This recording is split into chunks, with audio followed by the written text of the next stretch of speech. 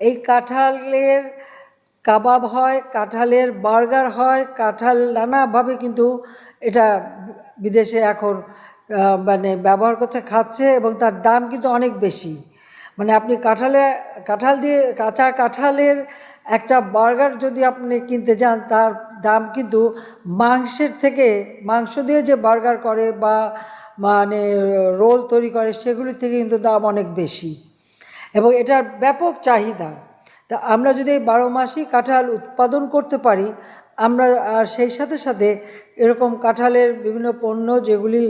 মানে বর্তমান যুগে আমাদের দেশেও তো ছেলেমেয়েরা এখন